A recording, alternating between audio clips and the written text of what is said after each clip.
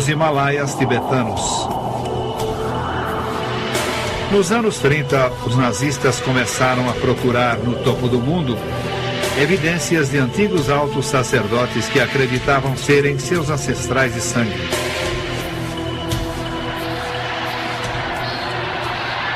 A crença nazista nesses ancestrais viria a formar a base da nova religião da Alemanha, uma religião tendo Adolf Hitler como sumo sacerdote.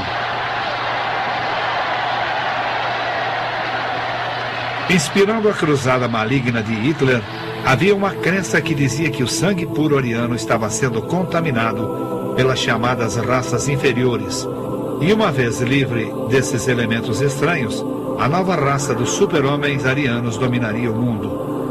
Essa foi a interpretação nazista das antigas lendas e conhecimentos ocultos datados de milhares de anos.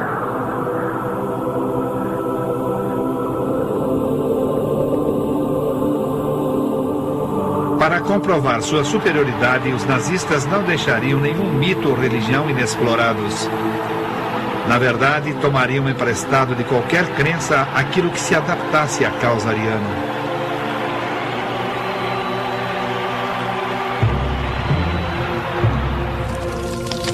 Como alicerce para essa nova crença, Hitler precisava eliminar as religiões concorrentes. Para adquirir total controle, ele não apenas utilizou o poder do mito, mas incorporou o ritual cristão. Seu círculo interno, que tinha fortes laços com o oculto, o ajudaria a conquistar essa meta. Entre eles estava o vice-führer Rudolf Hess, cuja correspondência revela uma devoção pela astrologia e por previsões através das estrelas. O comissário nazista encarregado da filosofia e educação Alfred Rosenberg, que escreveu o livro estabelecendo os dogmas da religião nazista. Joseph Goebbels, o ministro da propaganda de Hitler, cujo diário registra seu emprego de previsões astrológicas no planejamento da guerra contra os aliados. E Heinrich Himmler, comandante da SS e dos campos de extermínio nazistas, cujos documentos pessoais revelaram que ele era um mestre ocultista do Terceiro Reich e, em última análise, o arquiteto da nova religião nazista.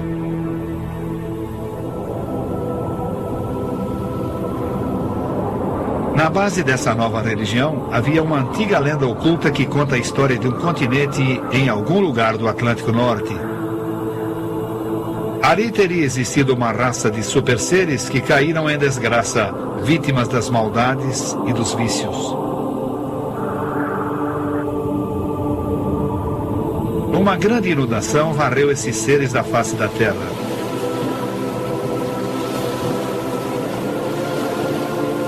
Mas antes que todos fossem destruídos, alguns sacerdotes escaparam de barco, indo parar na Índia e nos altos picos do Tibete. Esses sacerdotes sobreviventes, que segundo os místicos pertenciam à raça original dos homens-deuses arianos, seriam os ancestrais de todos os povos indianos e europeus. A terra chamava-se Atlântida. Alguns místicos alemães proclamaram que o mito da Atlântida era a história real, a prova de que os arianos eram o povo escolhido, descendentes dos super-seres da Atlântida que haviam perdido seus poderes ao se unir a meros mortais. A doutrina nazista baseia-se nessas teorias.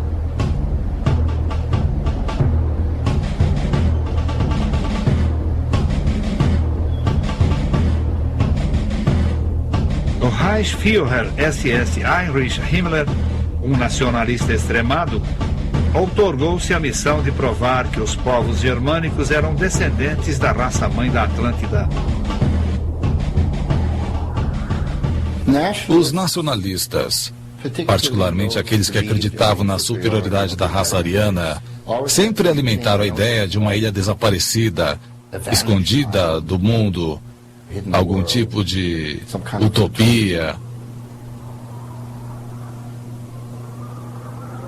Himmler talvez tenha imaginado que ficasse no Tibete e que essa raça-mãe, a raça-mãe Atlante, como Himmler gostava de chamá-la, talvez estivesse nas montanhas tibetanas. Os descendentes ainda estariam vivos.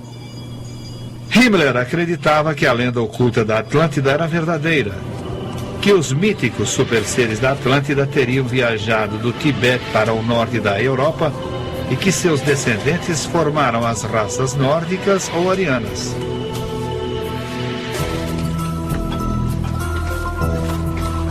Expedições patrocinadas pelo governo sob a direção de Himmler foram enviadas ao Tibete em busca de evidências dos seus ancestrais. Para documentar esse processo, pesquisadores nazistas realizaram um filme.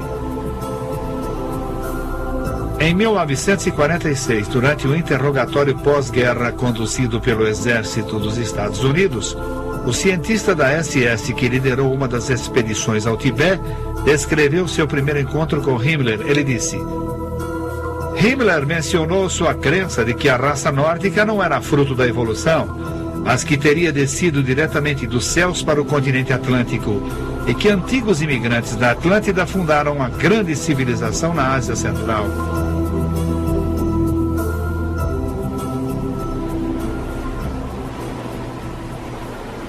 Embora ele fosse um homem muito racional e calculista, era também um idealista romântico e certamente acreditava em mitos. Do contrário, não teria gasto tanto dinheiro, tempo e energia como gastou enviando expedições ao Tibete.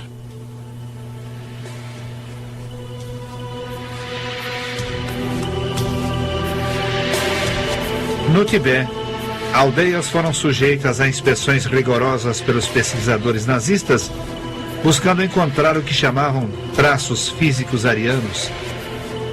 Testas estreitas, membros longos e feições angulosas.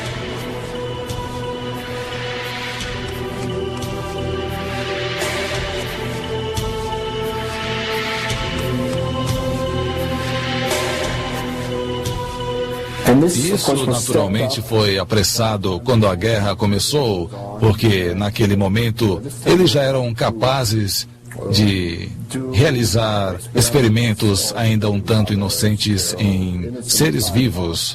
Estou me referindo às medições de das pessoas, por exemplo.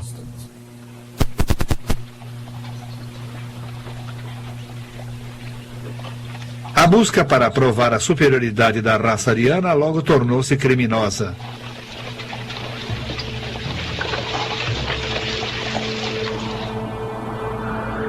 Os nazistas começaram a matar pessoas e usar seus corpos em experimentos.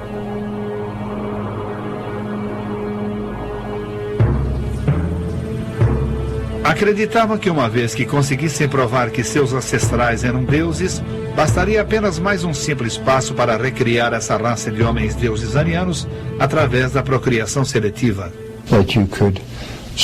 Pudéssemos, de alguma forma, vir a estimular a evolução humana num ambiente como de uma estufa, selecionando-se os pais de uma criança e depois reproduzindo sua prole até o dia em que finalmente conseguíssemos criar o super-homem, profetizado por todas as teorias ocultas.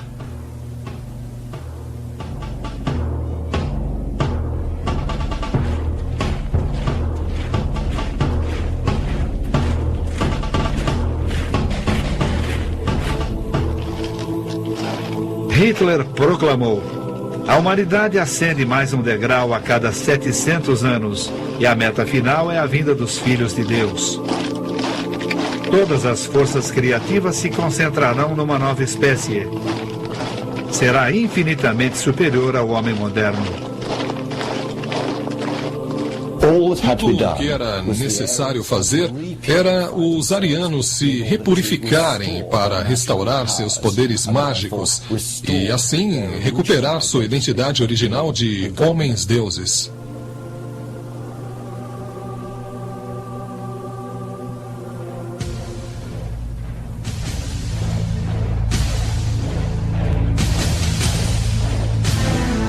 A nata reprodutora pertencia à SS de Himmler.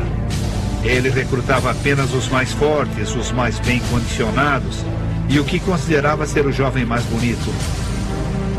Alto, loiro, de olhos azuis. Esses futuros guerreiros tinham de ser bem educados e de famílias de linhagem ariana pura. Os SS eram, em geral, altos, guerreiros, bem constituídos.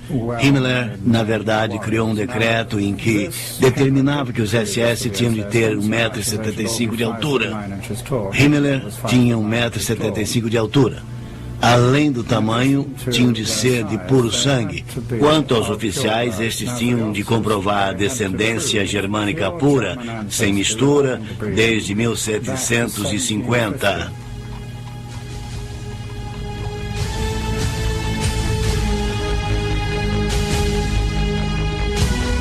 Os membros da SS de Himmler, certa ocasião constituída de 3 milhões, foram encorajados a gerar o maior número possível de filhos, independente do seu estado civil. A SS, ele lhes disse, tinha um sagrado dever com sua nação e com seu Führer, o de gerar saudáveis bebês arianos. Uma das ideias de Himmler envolvia a poligamia. A única forma dele conseguir gerar a raça-mãe mais rapidamente era, na verdade, instituindo essa prática através da qual os homens da SS podiam ter mais de uma esposa.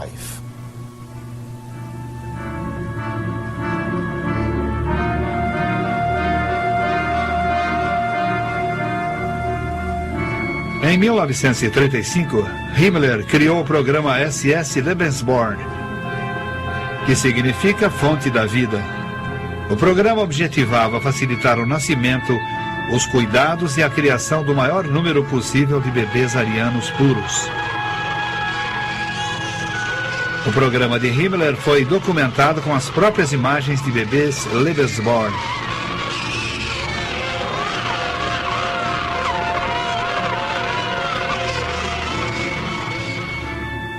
O SOS Lebensborn oferecia condições para que moças pudessem, de fato, ter relações com os garanhões da SS. Ele sugeriu que as moças arianas da Alemanha, que ainda não tivessem encontrado um namorado ou um marido, não precisavam necessariamente privar-se dos prazeres da maternidade.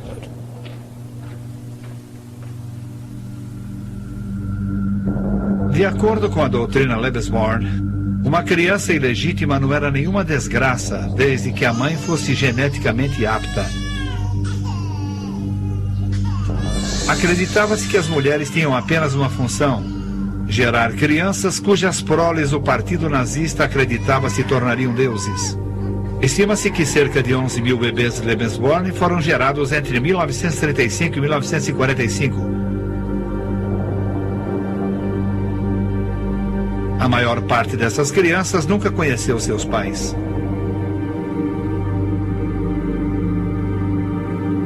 O jornal semanário da SS declarou: somente quando o número de berços constantemente exceder o número de féretros, poderemos antecipar com júbilo um futuro melhor. Os bebês Lebensborn tornavam-se de imediato propriedade do Estado. Alguns foram criados em lares Lebensborn, enquanto que outros foram adotados e criados por famílias da SS. Durante a guerra, crianças com aparência ariana foram sequestradas nas nações conquistadas e enviadas para lares Lebensborn na Alemanha. Arquivos nazistas indicam que só da Polônia, 200 mil bebês foram raptados e colocados em lares Lebensborn, onde receberam cuidadosa educação sobre todos os aspectos da cultura e da mitologia nazista.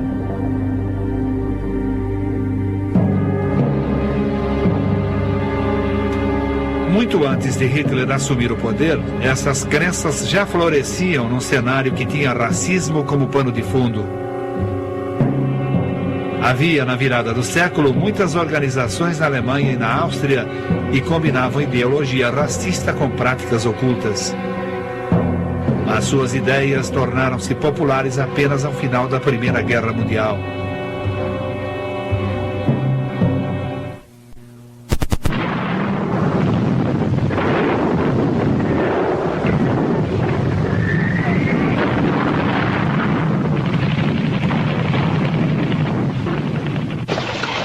O antes poderoso Império da Alemanha havia sido desarmado e ficado à mercê das nações vitoriosas após a Primeira Guerra Mundial.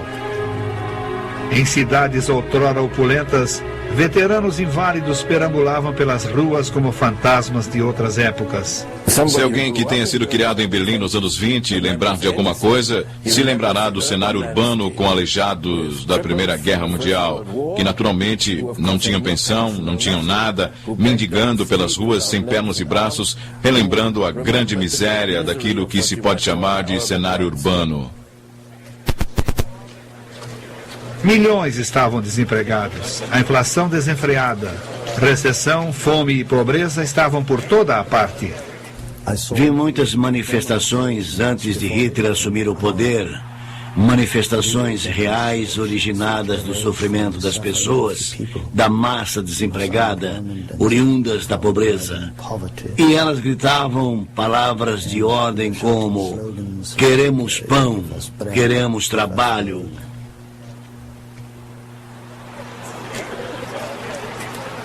O povo procurava um bode expiatório. Intensificou-se o temor e desconfiança dos estrangeiros. Os dois extremos do espectro político empenhavam-se em conquistar a lealdade do povo alemão.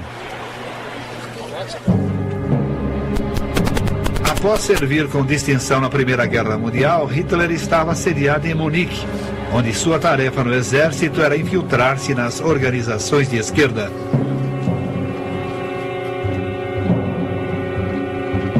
Uma incumbência alterou o curso da sua vida. Ele infiltrou-se numa organização que se escondia por trás de um clube político chamado Partido dos Trabalhadores Alemães.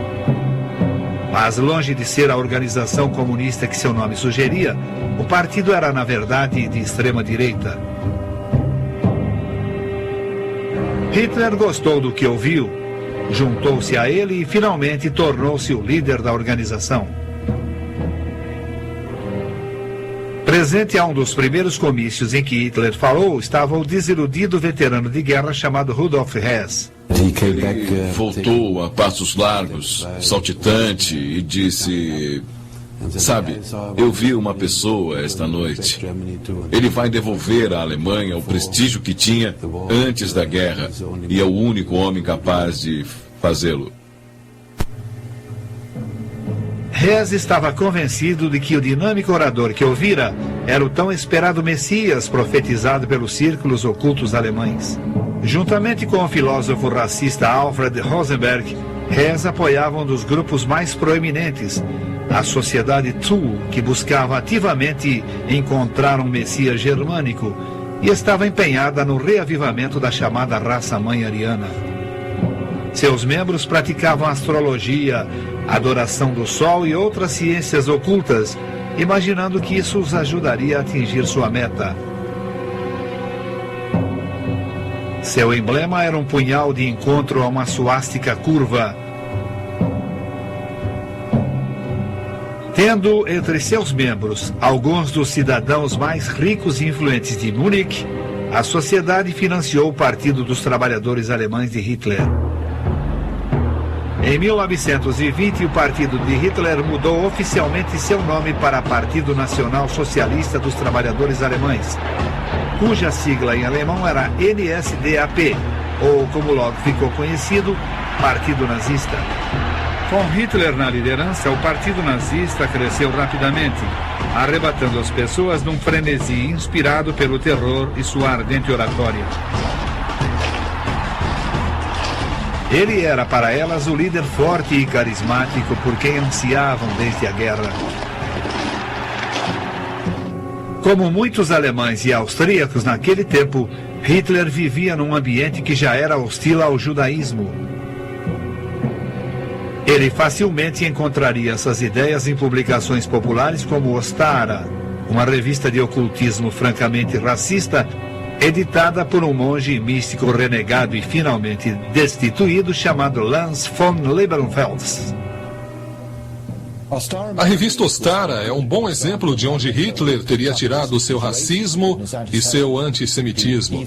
Ele chegou a visitar o escritório da editora de Lanz para obter números atrasados. Extremamente popular na época, a revista pregava que as raças nórdica e ariana tinham muito a recear de pessoas mais escuras que elas, e escolheu os judeus como sendo a maior ameaça. A Ostara proclamava que os judeus estavam impedindo os arianos de assumirem seu lugar de direito como governantes do mundo, uma luta que remontava aos tempos bíblicos. As manchetes diziam: "Você é loiro? Então está em perigo.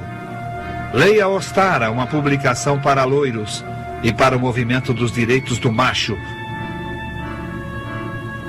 A revista alinhava o que seria a visão do mundo nazista: seleção racial, Lebensborn e até os campos nazistas de extermínio.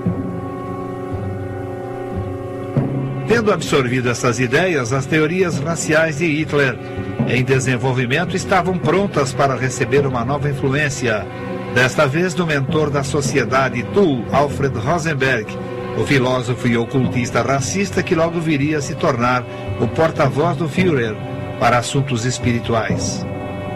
Em seu livro O Mito do Século XX, Rosenberg reinventou a história germânica e estabeleceu os alicerces da nova crença nazista, a religião do sangue.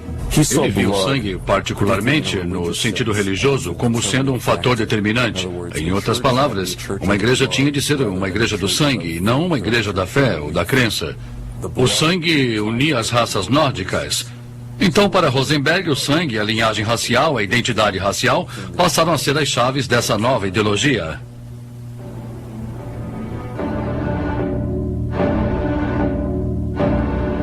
Rosenberg pregava que o sangue de um povo continha a alma da raça.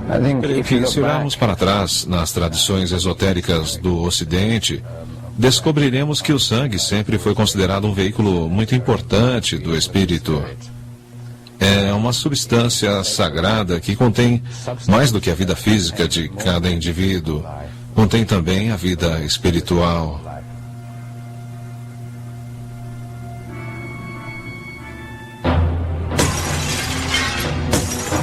O mito nórdico substituiu a Bíblia cristã como base da nova religião nazista. Numa cerimônia conduzida por Rosenberg e captada em filme, os nazistas comemoraram sua recém-concebida versão da história e da cultura ariana.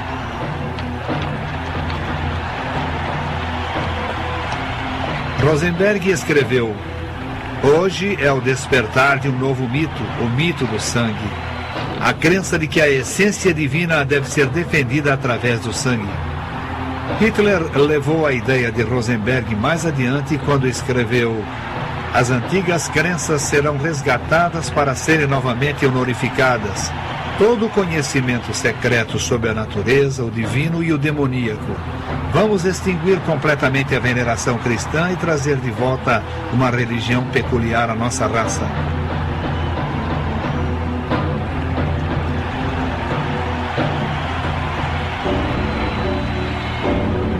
Como símbolo da nova religião, Hitler escolheu a suástica.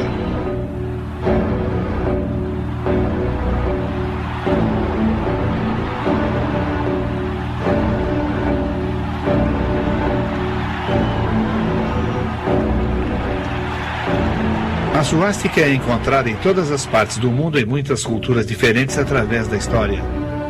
Desde os tempos mais remotos era um símbolo de boa sorte na China e até hoje permanece sendo um emblema religioso nas crenças hindu e budista. Esteve estampado nos escudos dos cavaleiros como uma proteção mágica e tinha também, num sentido mais amplo, outras conotações não cristãs. Representava o martelo de Thor, e Thor naturalmente era o deus do trovão e da força e assim por diante, um deus patriarcal do tipo muito machista. O primeiro gesto de Hitler de obter o poder foi em 9 de novembro de 1923, com uma tentativa de derrubada do governo bávaro.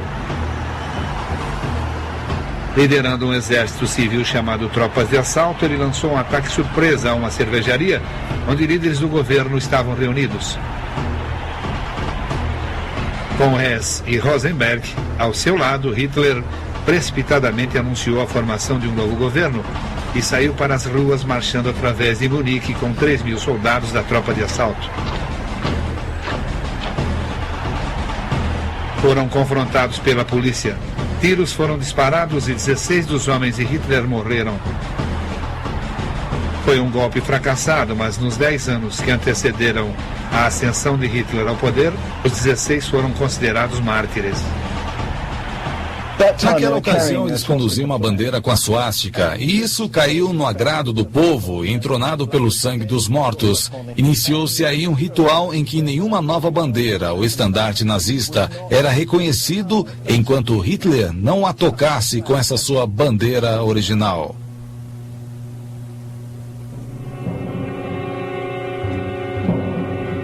O sangue nazista adquiriu um poder sagrado simbólico, ritualizado e santificado na cerimônia conhecida como o Rito da Bandeira do Sangue. O poder mágico do sangue dos nazistas mortos era transmitido para cada bandeira nazista, tornando-a assim consagrada.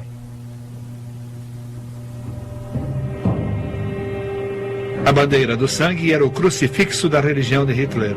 Passaria a simbolizar o seu novo reinado. Em 1933, Hitler conseguiu tornar-se o Führer, o líder. Unser Führer, der Reichskanzler Adolf Hitler, hat das Wort.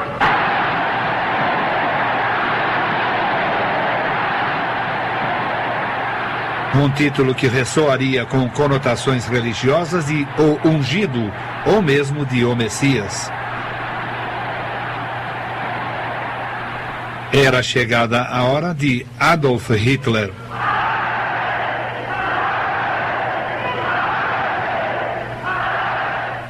O partido é Hitler.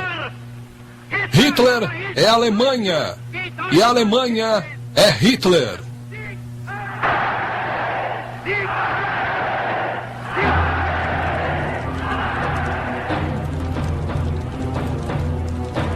Com a elevação de Hitler à liderança, a religião do sangue tornou-se a religião em conteste do partido nazista, completa com dias santificados e mártires.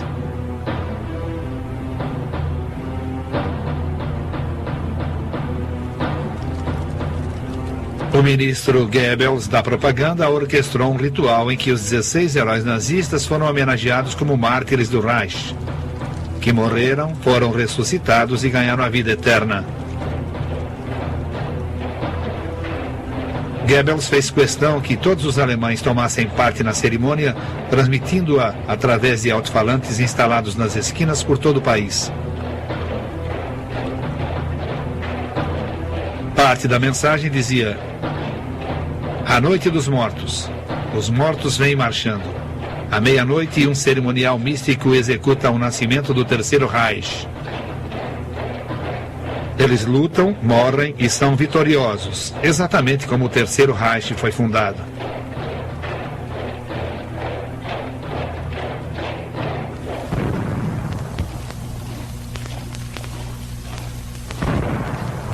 Os corpos dos 16 heróis foram enterrados num prédio conhecido por Feldenhall, ou Templo da Honra.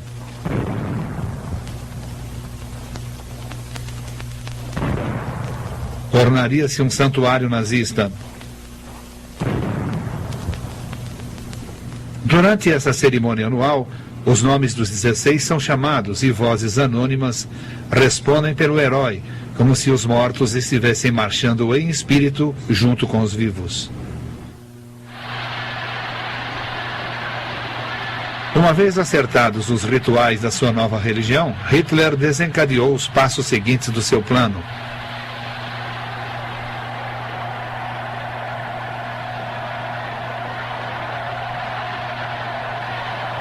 Ele escreveu: Força sem base espiritual está condenada ao fracasso.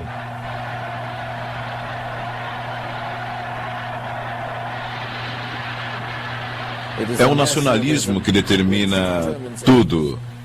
Nossa vida toda. Sim, todos os nossos pensamentos.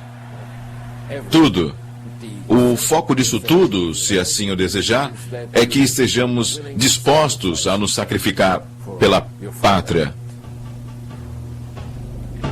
A doutrinação na fé nazista, tendo Hitler como Deus, começava cedo e continuava pela idade adulta.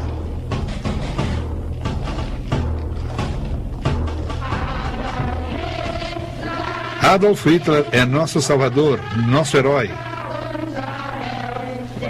Ele é o mais nobre ser do mundo. Por Hitler nós vivemos. Por Hitler nós morremos. Hitler é o nosso Senhor.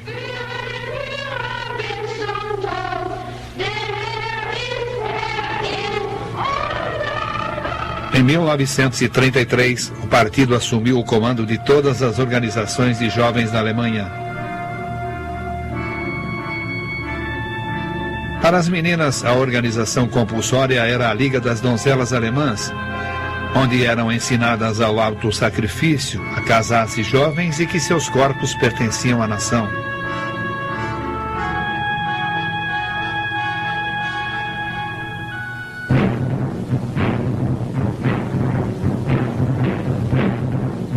Meninos com 10 anos de idade tornavam-se membros da Organização do Povo Jovem da Alemanha. Aos 14 entravam para a juventude hitlerista e aos 18 para o Partido Nazista.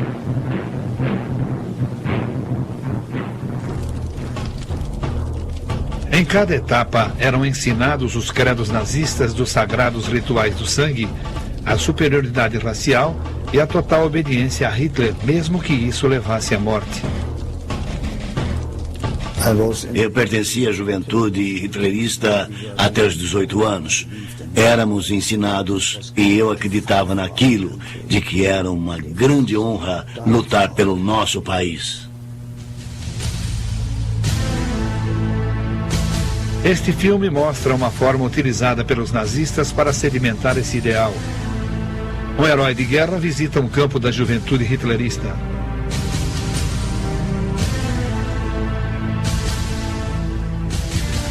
Era muito bom ouvir que fazíamos parte da melhor raça, da melhor nação, da terra. Eu pensava assim porque era alemão, porque sangue alemão corria nas minhas veias. Isso me tornava superior aos outros.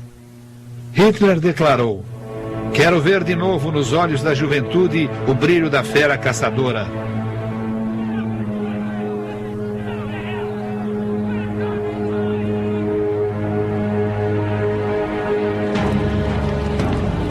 A juventude hitlerista cantava uma canção da morte.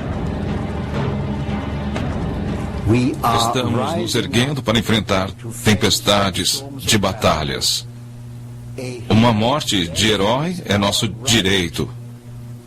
Em outras palavras, dizendo que alguém aos 17 anos de idade, imbuído dessa noção, exigisse seu direito, que lhe fosse permitido dedicar a vida para morrer pelo Führer e a pátria.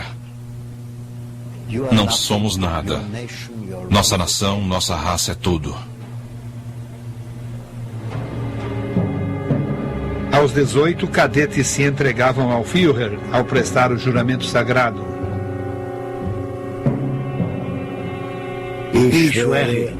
Eu juro. E todos nós tínhamos de repetir com as mãos e os dedos no alto. Servir ao Führer, ao povo e à pátria. Servir ao Führer, ao povo e à pátria, retumbando pelo lugar. Até a última gota do nosso sangue. Até a última gota do nosso sangue.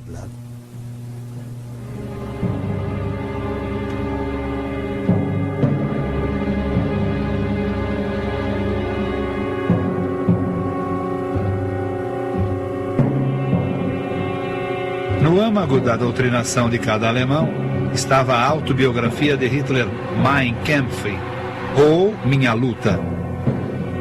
Nela ele expõe a filosofia dos planos para 1000 anos do reinado nazista. Mein Kampf tornou-se a Bíblia nazista.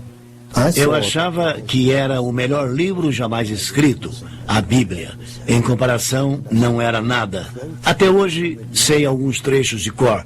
E olha que eu li há mais de 60 anos atrás. Em associação com o Mein Kampf, os princípios da religião do sangue começaram a formar a base da política nazista. Foram decretadas leis de esterilização forçada. Até arianos foram investigados em busca de doenças hereditárias. Males variando da tuberculose e epilepsia a alcoolismo e depressão eram motivos para esterilização sumária. Mais de 400 mil alemães tiveram esse destino. Hitler racionalizou. A imposição de impedir que pessoas deficientes propaguem uma prole igualmente deficiente é uma imposição absolutamente racional. E se for sistematicamente executada, representa o ato mais humanitário da espécie humana.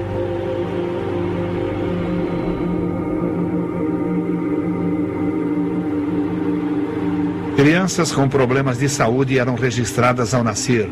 Se seus problemas persistissem, médicos nazistas aplicavam-lhe secretamente injeções letais, dizendo aos pais que morreram de causas naturais.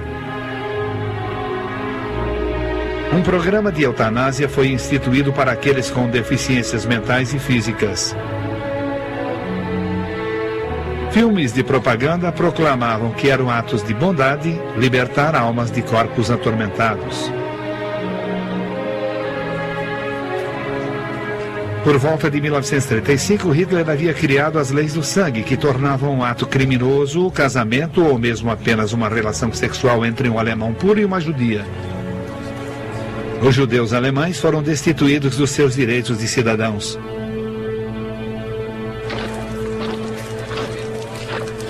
Mas o pior ainda estava por vir. Purificação da linhagem sanguínea ariana era apenas metade do plano demoníaco de Hitler. Para desobstruir de vez o caminho para a última etapa da evolução humana e assegurar a concretização do milênio ariano, os nazistas sentiram que ainda restava um obstáculo: a própria existência de não-arianos.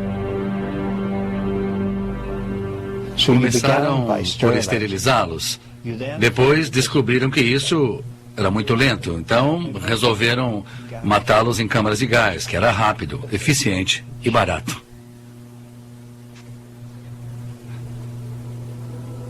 Hitler escreveu: a mais grave e cruel das decisões terá de ser tomada. Uma medida bárbara para os desafortunados por ela atingida, porém, será uma bênção para seus compatriotas e para a posteridade. A dor passageira de um século pode redimir, e assim o fará, milênios de sofrimento.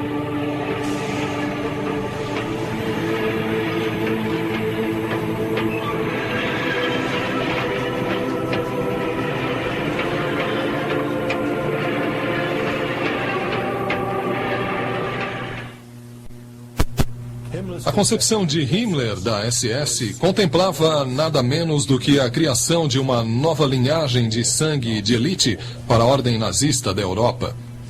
Em todas as etapas, a SS era constantemente lembrada de que era uma elite de guerreiros cujos valores de resistência e bravura militar eram absolutamente essenciais à sua existência.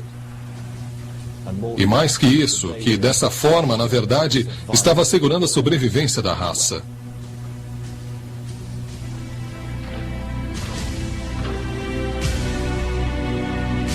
Himmler nasceu católico, mas até conhecer Hitler já havia se tornado um ocultista comprovado.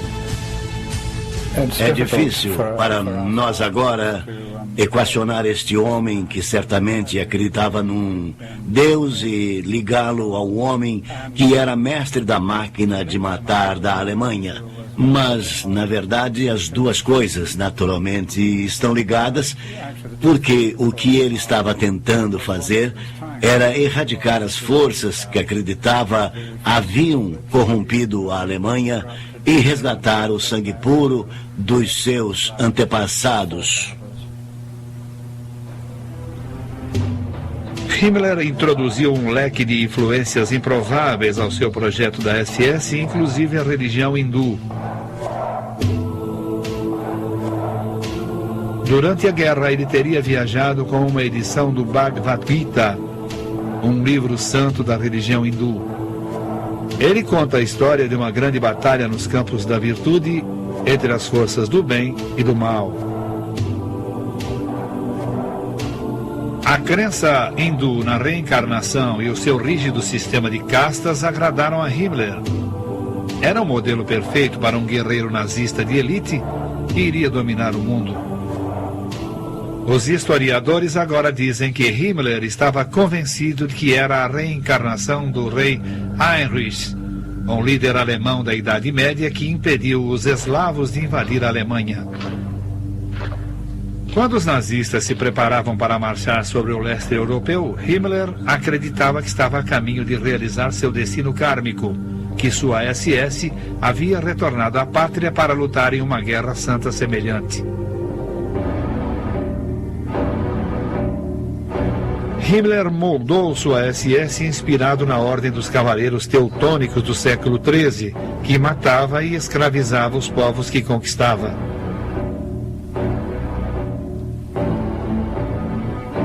As semelhanças com as práticas da Alemanha nazista são inconfundíveis.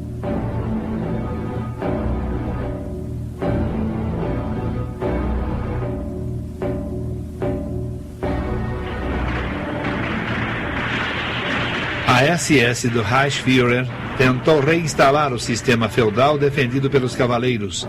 À medida que novas terras iam sendo conquistadas, cada oficial da SS poderia tomar posse de uma propriedade feudal. Os moradores locais eram mortos ou convertidos em trabalhadores escravos.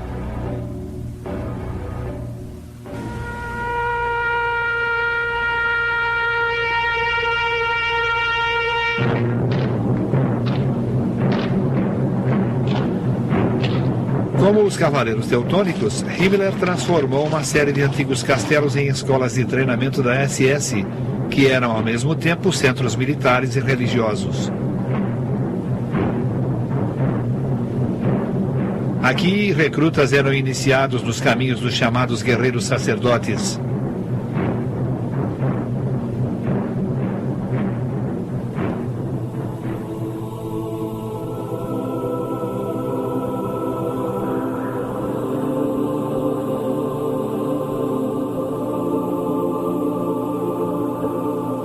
Em 1934, Himmler escolheu Wewelsberg como seu castelo pessoal. Tornou-se um centro sagrado para o círculo interno da elite dos cavaleiros da SS. Himmler escolheu Wewelsberg porque foi-lhe dito pelo seu mentor oculto ou espiritual que ali iria ser forte ponto mágico da resistência alemã diante de um poderoso exército do Oriente. E que ali ocorreria uma grande batalha e que as hordas orientais seriam rechaçadas. Himmler tinha planos grandiosos para o seu castelo medieval de Wewelsberg. Porém, isso exigia uma prodigiosa força-tarefa. Para assegurar amplo suprimento de trabalhador escravo, construiu um campo de concentração nas proximidades. De 1939 a 1945, 4.000 prisioneiros trabalharam no castelo de Himmler. Quase um terço deles morreu trabalhando nele.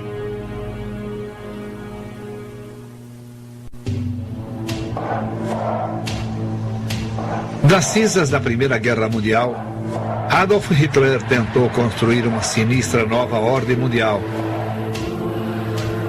Liderada pela chamada raça dos super-homens arianos, espalhando um reino de terror como o mundo jamais conhecera.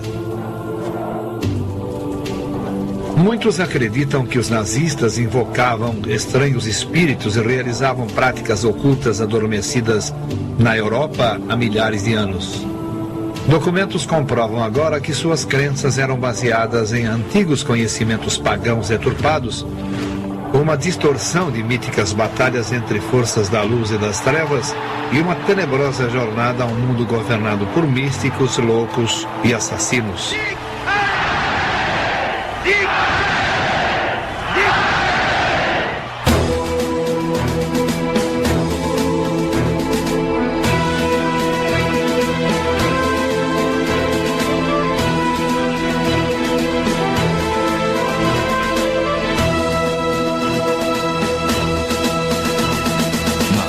Atlas, a conspiração oculta, segunda parte. Wewelsberg foi construído na forma de um triângulo com 3 torres. Em torno dessa estrutura básica, Himmler tinha planos de construir uma grande colônia. A vila seria demolida e limpa, e assim obteriam uma grande área com espaços interligados, barricadas, outros torreões e uma cortina de muralha circular envolvendo toda a vasta área, criando assim nada menos que uma espécie de Vaticano SS.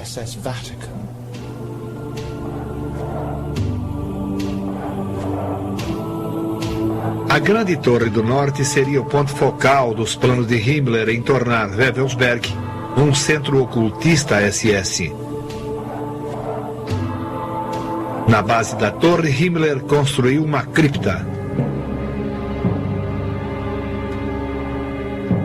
De acordo com historiadores, era um templo em homenagem aos líderes SS mortos.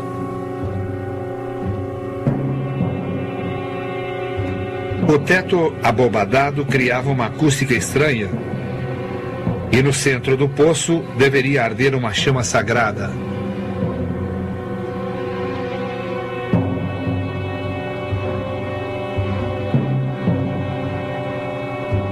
Ao longo das bordas da cripta havia 12 pedestais sobre os quais urnas depositadas aguardariam as cinzas dos generais mortos.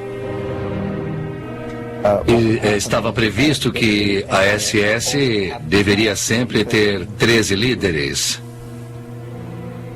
Então, quando um general SS morresse, ele seria cremado com rituais, suas cinzas depositadas e seu lugar tomado por outro general. Diz uma lenda que o rei Arthur reuniu os 12 mais nobres cavaleiros num grande salão.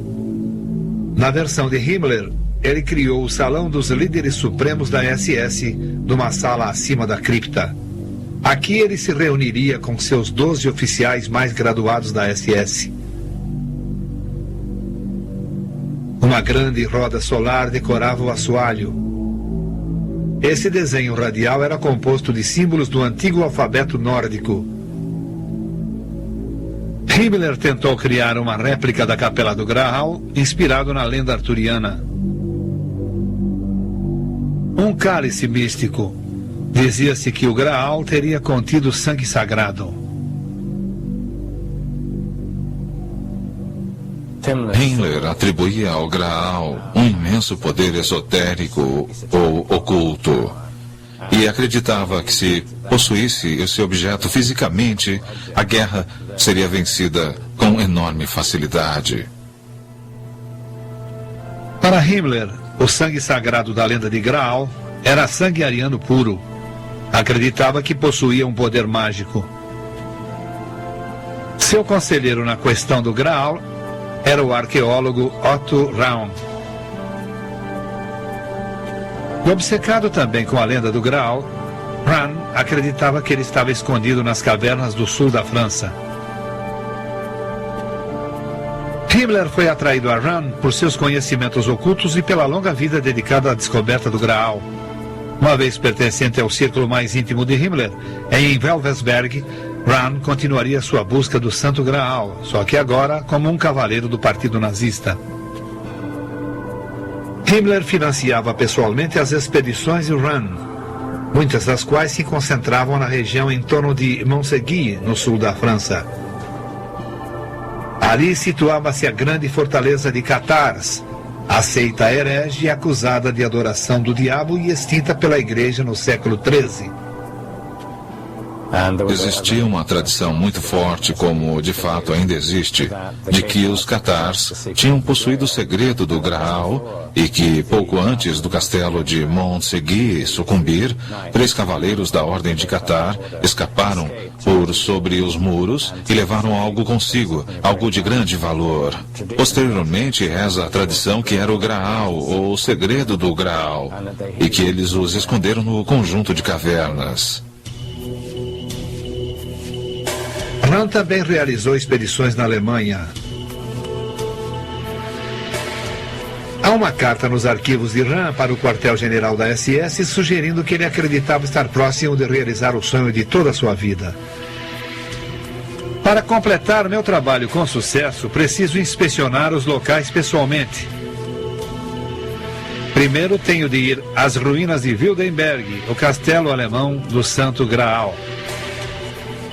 Já estão sendo feitas escavações. Ha, Hitler!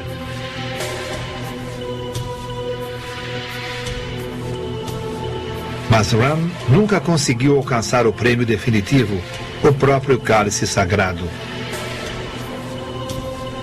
Em 1939, Otto Ram demitiu-se misteriosamente da SS. Muitos acreditam que Himmler deu ordens para matar Ram quando ficou claro que sua busca do Graal havia fracassado.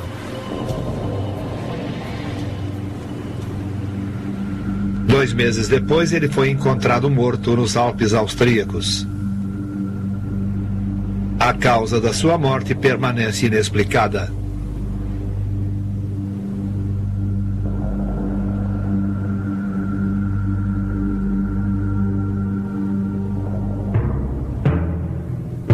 Em sua continuada busca para provar a superioridade da raça ariana, Himmler criou um instituto de pesquisa chamado Organização da Herança Ancestral. Além de conduzir experimentos médicos em seres humanos e análises de linhagem sanguínea para verificação de pureza de raça, a missão da organização era resgatar e dar novas interpretações a práticas ocultas, antigos mitos germânicos e ao conhecimento pagão.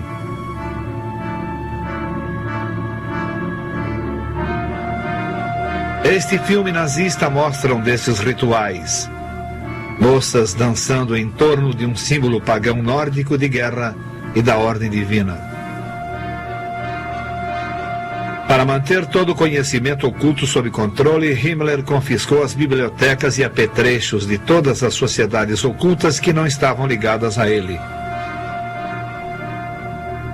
Isso incluía sociedades secretas como a dos maçons, que os nazistas acreditavam ser uma organização oculta criada pelos judeus para conspirar contra o povo germânico. Enquanto Himmler suprimia certos ocultistas, ele também impulsionava a carreira de outros, tais como Karl Maria Willigut. Em Willigut, Himmler acreditava ter encontrado a chave para a popularização das antigas tradições pagãs na Alemanha moderna. O místico tornou-se um graduado oficial da SS e uma peça valiosa de Himmler. Bem, o interessante sobre Willigut é que ele talvez tenha sido o principal exemplo de um ocultista no círculo mais íntimo e a serviço do Reichsführer SS Heinrich Himmler. Willigut acreditava que era um descendente direto do deus nórdico Thor. Cópias de seus papéis encontrados no arquivo pessoal de Himmler revelaram que Willigut acreditava possuir poderes extrasensoriais.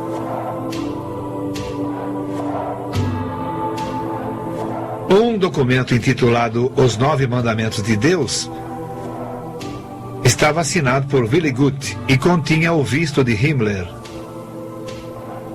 Escrito tanto em alemão moderno como em alfabeto rúnico, sugeria que Willigut imaginava estar usando seus poderes para redescobrir ritos antigos do passado pagão da Alemanha. De acordo com a lenda nórdica, o alfabeto rúnico empregado por Willigut foi passado à humanidade por Odin, o deus supremo da mitologia nórdica. Este alfabeto sagrado foi sua dádiva à humanidade. As runas derivaram provavelmente da mistura de sinais antigos que foram lavrados em pedra nos tempos da pré-escrita. E esses alfabetos tinham, na verdade, um sentido. Cada letra tinha um significado. A runa Agal, proteção do portador contra seus inimigos.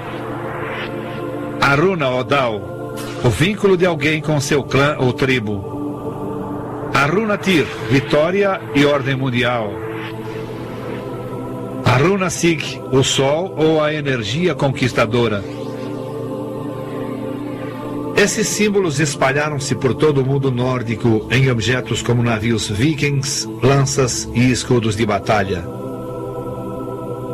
Alfabeto dos sacerdotes e magos antigos, acreditava-se que as runas eram instrumentos místicos para fazer previsões, lançar maldições e invocar espíritos mágicos. Dispomos as runas de modo um tanto semelhante à disposição do tarô. Elas são jogadas e em seguida passamos à leitura das combinações específicas das runas desviradas. Elas têm a reputação de ser um sistema de extraordinário poder mágico.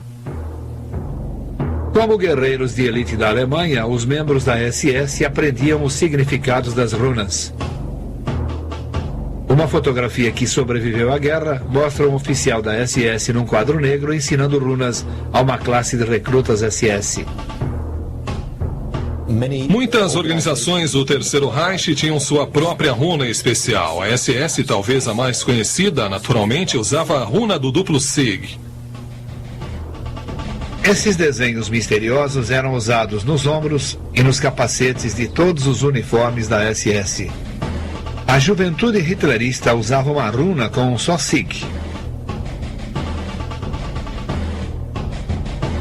Esses antigos símbolos místicos pareciam estar por toda parte.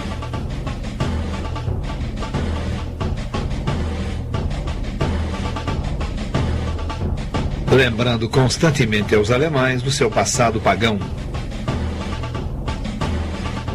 Depois que o recruta SS terminava seu treinamento e prestasse o juramento, se fosse um oficial, recebia o punhal SS, que era uma espécie de faca de cabo preto com a runa SS, a suástica, uma coroa e a águia alemã. E esta era uma propriedade muito valiosa. Gravado no punhal viam-se as palavras: "Minha honra chama-se lealdade". Os homens da SS recebiam o punhal em cerimônia solene. Todos os membros da SS usavam o anel com a chancela da SS, mas aos pertencentes ao círculo mais fechado, a elite da elite, Himmler pessoalmente entregava o anel com a caveira. Um ex-oficial graduado da SS, Wilhelm Rettel, ainda se recorda da cerimoniosa ocasião. O anel era gravado com nosso nome. O meu, por exemplo, ao meu querido Rettel, Heinrich Himmler. Isso ficava na parte interna do anel, em torno da caveira.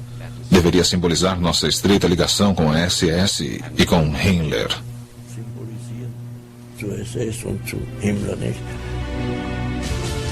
Num discurso proferido a oficiais da SS sediados em Dachau, Himmler declarou: "Jamais se esqueçam, somos uma ordem de cavaleiros da qual não podemos nos retirar, a qual somos recrutados pelo sangue e dentro da qual permanecemos de corpo e alma."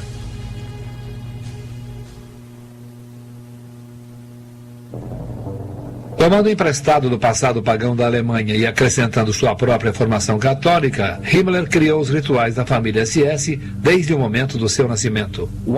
Temos uma foto que mostra toda a cena de um desses santuários nazistas ou de Hitler construídos para o batismo de crianças. Um altar SS e no lugar de um crucifixo a imagem de Hitler.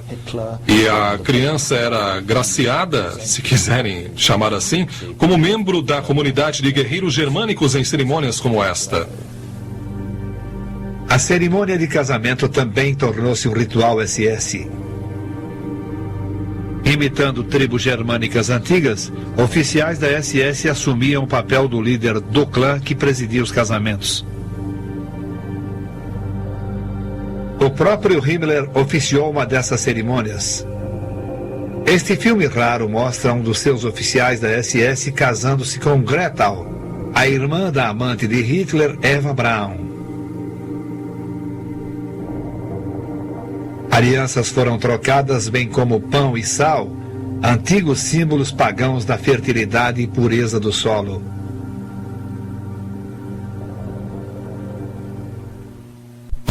O ano nazista era marcado por comemorações extraídas do antigo calendário germânico. O Festival do Maypole, inicialmente uma celebração da fertilidade, foi transformado numa exibição de nacionalismo e poder militar. Hitler disse: e assim é que hoje, 1º de maio, a Terra está repleta de comemorações pela ressurreição do povo alemão, livre das eternas contendas domésticas. Um povo necessita de festividades para marcar o ano. E eles tentaram substituir os festivais cristãos pelos festivais pagãos. Começaram por anexar as festividades que os pagãos celebravam. Solstício do verão, solstício do inverno, todas essas festividades, e deram-lhe seu próprio formato. Os nazistas começaram até a restaurar antigos templos pagãos, como Externstein, que era dedicado a uma divindade solar. Em Externstein, durante o solstício de verão, um feixe de luz brilha através de uma janela e se alinha como um determinado ponto no altar.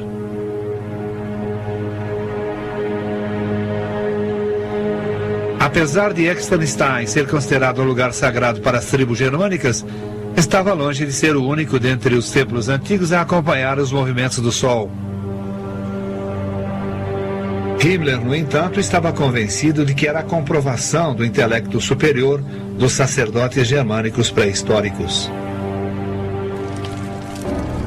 Na Alemanha nazista, o festival do solstício de verão foi transformado num rito fascista. Tradicionalmente, as festividades do solstício de verão eram uma celebração à vida e aos poderes do sol.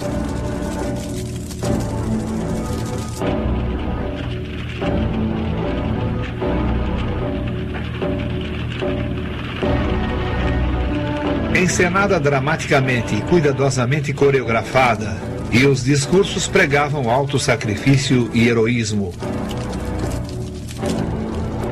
Nesse ritual em particular, o ministro Goebbels da propaganda fez o discurso.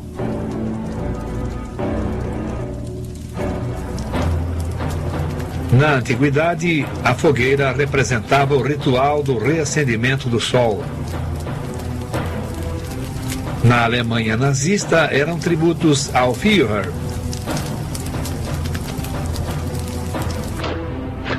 No maior destes rituais, tropas conduzindo tochas formavam desenhos simbólicos na noite.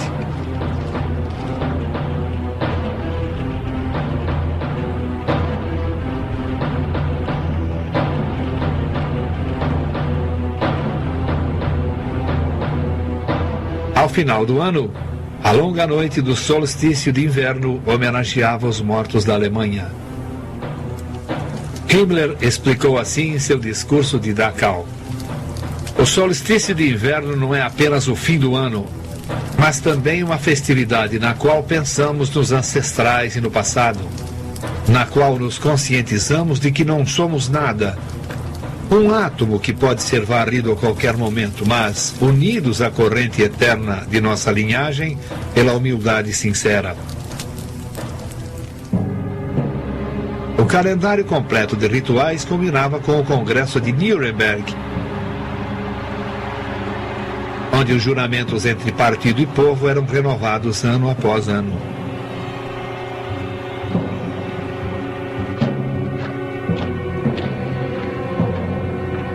Dezenas de milhares de nazistas uniformizados se agrupavam.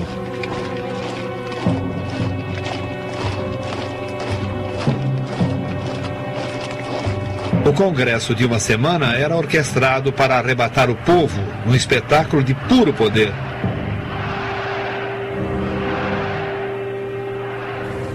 Toda religião tem seus rituais. Os nazistas tinham os seus. Os rituais das massas, sim.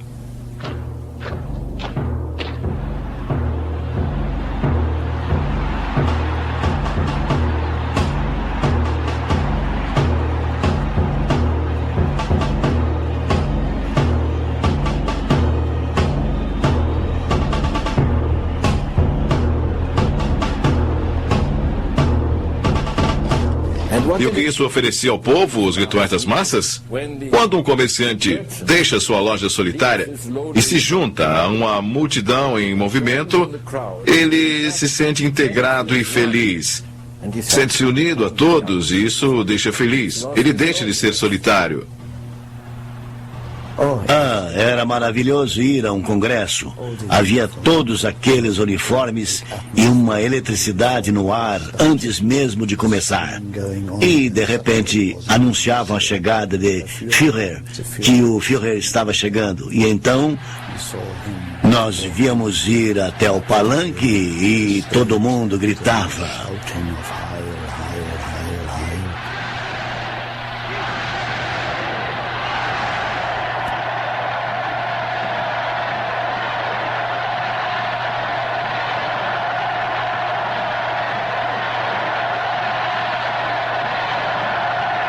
À medida que o frenesi nazista varria a Alemanha, Hitler deixava claro o que esperava da nação. O partido é a fonte que seleciona os líderes políticos para a Alemanha. Sua doutrina será imutável. A organização será resistente como aço. Sua imagem total, no entanto, será a de uma ordem sagrada.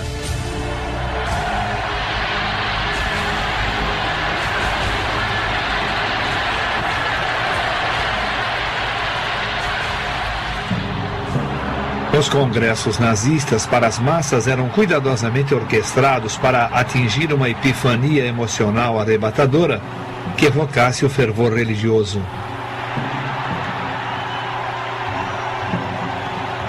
No centro desse ritual estava Hitler.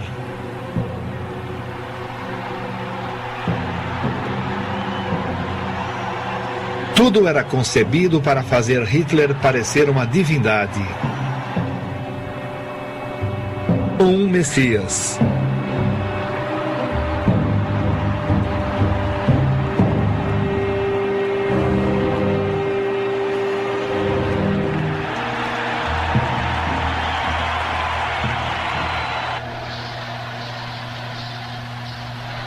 Tendo conquistado o apoio inquestionável do povo alemão, Hitler estava agora pronto para dominar o mundo.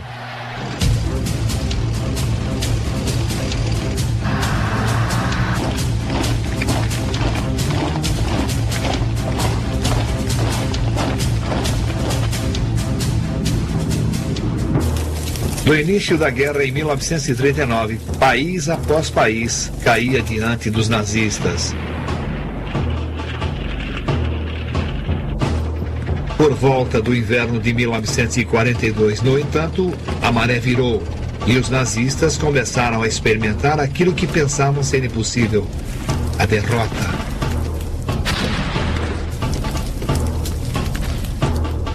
À medida que o esforço de guerra nazista crescia cada vez mais desesperador, eles expandiram o emprego das ciências ocultas, da pesquisa e do ritual, até como base para a tomada de decisões políticas. Certos membros do comando naval alemão ficaram convencidos de que os aliados já empregavam forças místicas na guerra contra a Alemanha.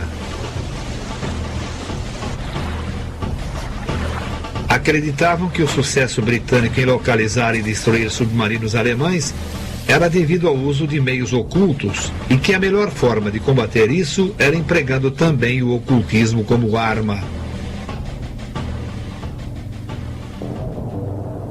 Isso levou Himmler a estabelecer um instituto ultra-secreto dedicado à antiga prática oculta da rabdomancia pendular. Clarividentes debruçados sobre mapas do Atlântico Norte balançavam um objeto suspenso por um barbante, tentando localizar a posição dos comboios aliados.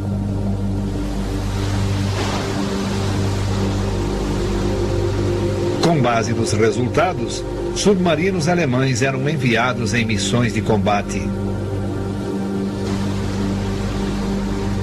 Nesta carta escrita por Himmler, datada de 12 de janeiro de 1943, ele menciona que a pesquisa e o treinamento da rabdomancia teve grande progresso durante o ano.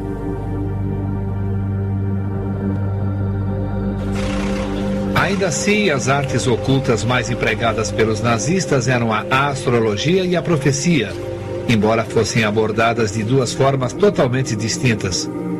Rudolf Hess e Heinrich Himmler acreditavam piamente no ocultismo e o utilizavam para tomar decisões políticas.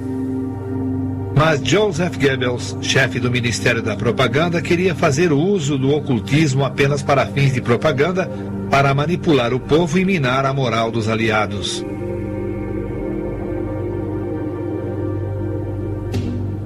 Goebbels logo ficou ciente de uma grande fonte de conhecimento místico, as profecias de Nostradamus. Um dos mais famosos visionários de todos os tempos, Nostradamus, completou sua obra-prima de profecias em 1555. O livro contém leves referências a uma crise entre Grã-Bretanha e a Polônia no início de 1939, no ano em que a Alemanha nazista invadiu a Polônia, quase 400 anos depois que Nostradamus escreveu seu livro. Para Goebbels, Nostradamus era um perfeito instrumento de propaganda, cujo trabalho podia ser interpretado como previsão de uma grande vitória no futuro da Alemanha. As profecias de Nostradamus estão escritas em poemas de 4 versos, chamados quadras, que são tão densos e esotéricos que podem ser interpretados de muitas maneiras diferentes. Para interpretar o profeta francês, Goebbels recrutou um renomado astrólogo e especialista em Nostradamus, Karl Ernst Kraft. Uma quadra em particular que Goebbels aproveitou parecia fazer referência direta a Hitler e logo se tornou parte da mística do líder nazista. Existe uma quadra muito famosa em que consta a palavra Richter, que, como você sabe, todo mundo usava à torto e à direito, afirmando que se tratava do Hitler. No diário de Goebbels, ele expressou sua excitação quando Bernet, um membro do seu gabinete, começou a formular um plano para fazer uso da profecia. 19 de maio de 1942, Bernet entregou um plano para implementarmos a propaganda ocultista. Estamos chegando em algum lugar. Os americanos e os ingleses caem fácil nesse tipo de propaganda. Estamos, portanto, recrutando para o serviço todos os astrólogos da profecia oculta. Nostradamus deve mais uma vez se submeter a nos servir. A criação de falsas profecias e misticismo fraudulento para influenciar o inimigo ficou conhecida como propaganda negra.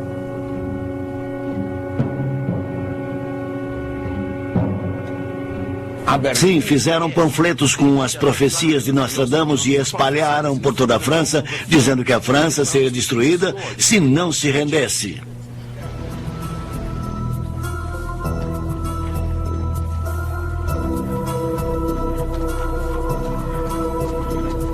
A inteligência britânica descobriu a fraude e, reconhecendo o potencial da propaganda, começou a lançar sua própria campanha Nostradamus.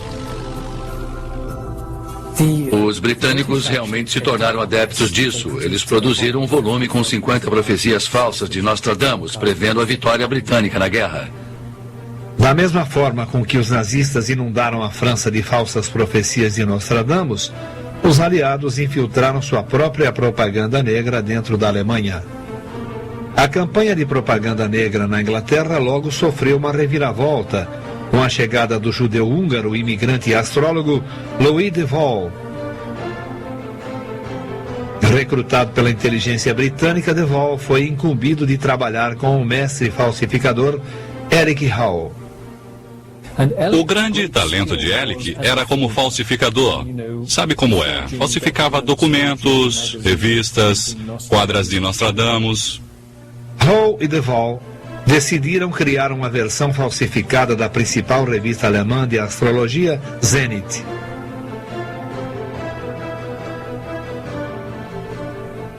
Eles produziram 2 edições em 1943. Nelas, eles tentavam fazer previsões que minassem a moral alemã. Mas o Der Zenit, britânico falsificado, continha um erro clamoroso. Eles intitularam incorretamente a revista de Der Zenit, ao invés de Zenit, o título certo.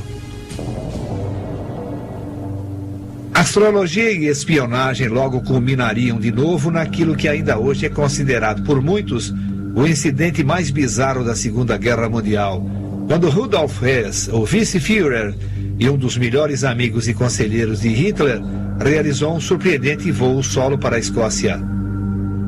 A ideia de Hess de fazer o voo começou com sua crença de que os britânicos, uma raça nórdica, simpatizariam com a causa ariana e poderiam até ser persuadidos a aliar-se aos alemães se Churchill pudesse ser eliminado. Um dos mentores de Hess, Karl Haushofer, reforçou essa ideia de contar a Hess o sonho que teve. No sonho, ele viu Hess caminhando através de um castelo escocês com tapeçarias penduradas nas paredes, trazendo a paz entre a Alemanha e a Grã-Bretanha. Em complemento da profecia, a astrologia também faria seu papel na decisão de Hess de realizar o voo. Rudolf Hess, juntamente com Himmler, era provavelmente o nazista, o líder nazista mais interessado em astrologia. Ele a aceitava totalmente. Astrólogo e amigo íntimo Ernst Schulstrauhaus elaborou um horóscopo para o vice-Führer, que revelava um arranjo planetário auspicioso. Em 10 de maio de 1941, haveria um alinhamento astronômico particularmente poderoso. Havia basicamente 6 planetas em Touro e uma lua cheia exatamente do lado oposto do zodíaco em Escorpião.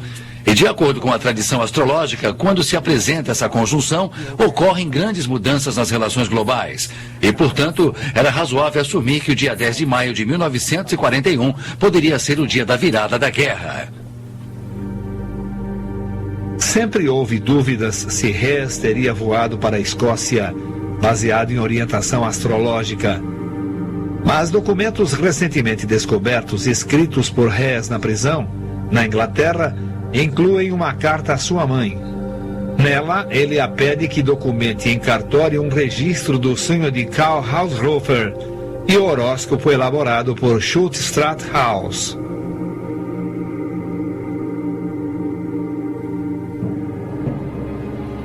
Antes de Hess realizar o voo, acreditava-se que ele conferenciou com o Führer. 6 dias antes do meu pai voar, houve uma conversa entre Hitler e meu pai que durou 4 horas. Ninguém sabe do que eles falaram.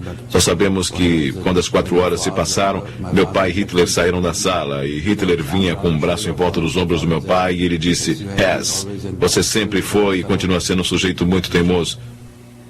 Foi uma despedida muito amigável.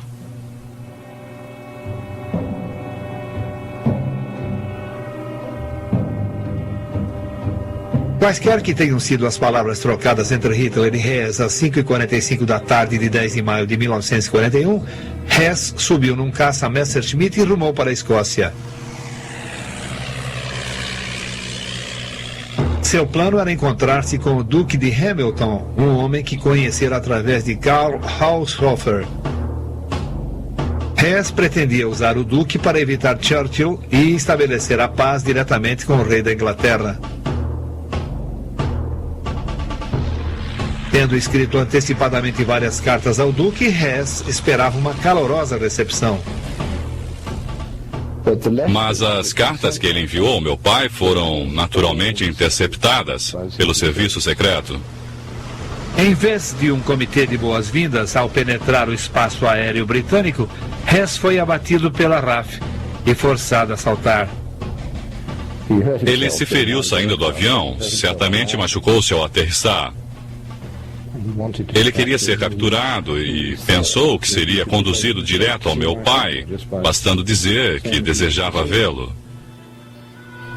Hess foi descoberto por uma família escocesa mostrada aqui em sua fazenda onde o avião caiu. Hess dizia ter uma mensagem muito importante para o Duque de Hamilton.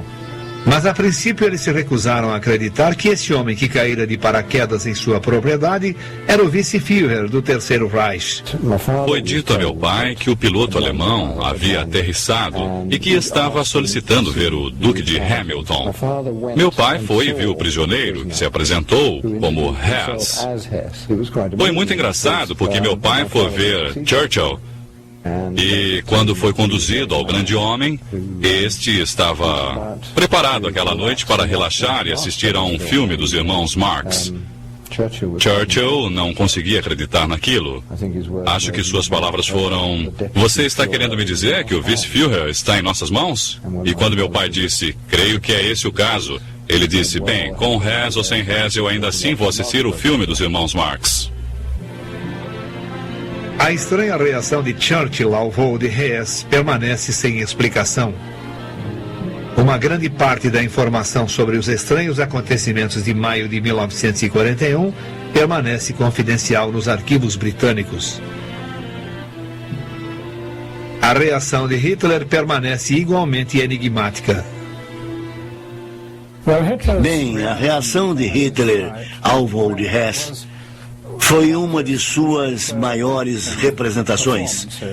Ele encenou uma tremenda surpresa, choque, horror e tudo mais. Quando ficou evidente que a missão de Hess havia falhado, então naturalmente soltaram toda aquela propaganda dizendo que Hess era um louco solitário. Fez tudo aquilo por conta própria e que tinha, sabe, alguns parafusos a menos. Hitler atribuiu aos astrólogos de Hess toda a culpa pelo episódio. Em decorrência, o ministro da propaganda nazista emitiu um decreto chamado Ato Hess, em que proibia a prática pública de quaisquer ciências ocultas, incluindo a astrologia. O resultado trouxe mais pressão às atividades dos astrólogos, que em última análise foram indicados no Ato Hess, um mês após o voo de Hess. Eles prenderam todos os astrólogos proeminentes que conheciam e os levaram para interrogatório. Os astrólogos presos sob o Ato Hess foram tratados de formas diferentes, dependendo da sua utilidade para o Reich. Aqueles que já trabalhavam para Himmler foram libertados imediatamente com a permissão de continuar com seus trabalhos. Durante esse período, Himmler entrou em contato com um dos maiores astrólogos da Alemanha, Wilhelm Wulff. Ao ser preso juntamente com todos os demais astrólogos, Wulff começou ele próprio a falar com os guardas sobre os seus horóscopos. Depois, Wulff começou a elaborar horóscopos para o general Schellenberg, que era o chefe da contra-inteligência subordinado a Himmler. Walter Schellenberg era chefe do serviço secreto político que fazia parte da SS.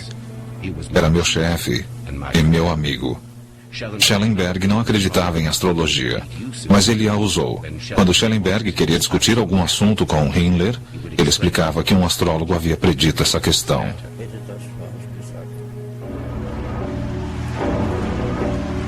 Em 1943, Wulff previu que Hitler sobreviveria a um grande perigo no dia 20 de junho de 1944, que ficaria doente em novembro de 1944 e que morreria misteriosamente antes de 7 de maio de 1945.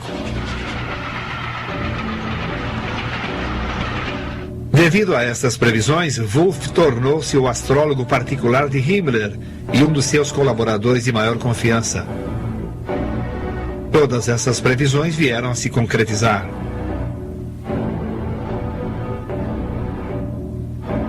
Durante um interrogatório pós-guerra feito pelos aliados, Schellenberg admitiu ter usado Wulff para se promover. Ele acreditava que a influência de Wulff tinha muito peso junto a Himmler. Quando eu ainda estava na prisão com Schellenberg durante os julgamentos de Nuremberg, ainda falávamos a respeito. E Schellenberg tinha muito orgulho da sua influência sobre Himmler através de Wulff. De acordo com o depoimento de Schellenberg, durante as últimas semanas da guerra, Himmler tornou-se obcecado com a previsão astrológica de um golpe, quando as estrelas sugeriram que poderia ser bem sucedido em depor o Führer. Era final de abril de 1945, quando as tropas soviéticas já estavam cercando Berlim e já haviam penetrado na periferia. Portanto, a guerra já estava praticamente perdida. Himmler lembrou-se de uma conversa que havia tido tempos antes com Wolff, na qual ele lhe dissera que a Alemanha sofreria algum desastre até 1945. Lendo o mapa de Hitler, Wolff viu uma configuração planetária que indicava uma derrocada. Wolff e Schellenberg continuaram incitando Himmler a depor Hitler e assumir ele próprio a liderança do Reich agonizante. Ambos, Schellenberg e Himmler, tentaram bajular os aliados e, curiosamente, nos últimos dias da guerra, num encontro entre Himmler e um representante do Congresso Judaico Mundial, Wolff, como astrólogo de Himmler, estava presente. Himmler aparentemente concordou que não deveria mais haver extermínios de judeus. Apesar da ordem de Hitler de continuar com os extermínios até o fim, Wolff foi fundamental em convencer Himmler a parar com a matança temporariamente.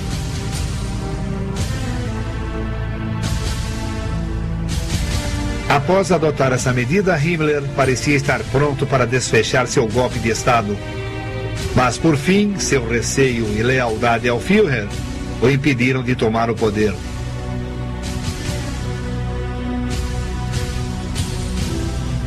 Himmler manteve as esperanças de que alguma força mística do destino alteraria a derrota iminente.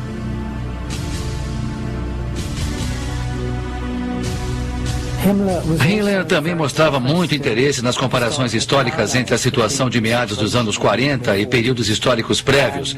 Ele lembrou-se da grande guerra anterior entre Alemanha e Rússia, a Guerra dos 7 Anos, travada entre Frederico o Grande da Prússia e os russos. Dizia-se então que a sorte teria mudado de mãos quando a czarina russa Elizabeth morreu.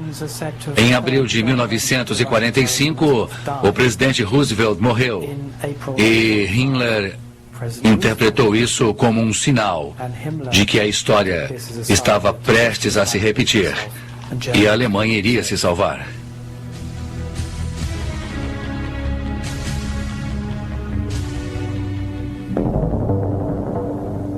Duas semanas depois, Goebbels e toda a sua família refugiaram-se com Adolf Hitler no bunker particular do Führer.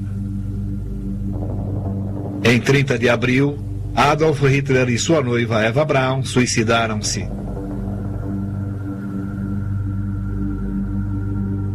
Goebbels envenenou seus 6 filhos e em seguida atirou na mulher e em si próprio.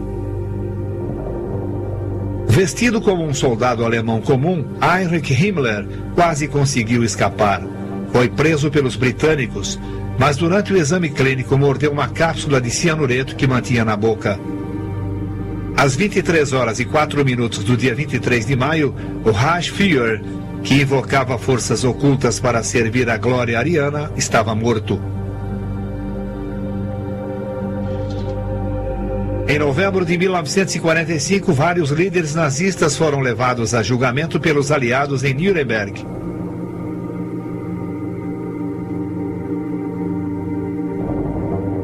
Rudolf Hess foi condenado à prisão perpétua. Morreu na prisão aos 93 anos de idade. O ocultista Alfred Rosenberg foi considerado culpado de crimes contra a humanidade e enforcado em outubro de 1946. O Terceiro Reich, que deveria ter a duração de 1000 anos, encerrou-se em apenas 12.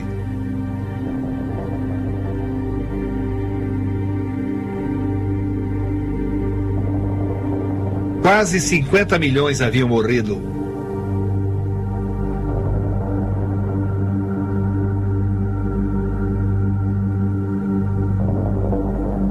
Entre eles, por ironia, a primeira geração da chamada raça-mãe de Hitler, aqueles que deveriam ser os pais das gerações subsequentes de super-homens arianos. Através da história, a mitologia sempre teve uma poderosa influência sobre a mente humana. Todas as culturas foram movidas por mitos. Porém, na Alemanha nazista, a ligação entre objetivos políticos e mitologia corrompida levaram a uma crueldade sem paralelo na história.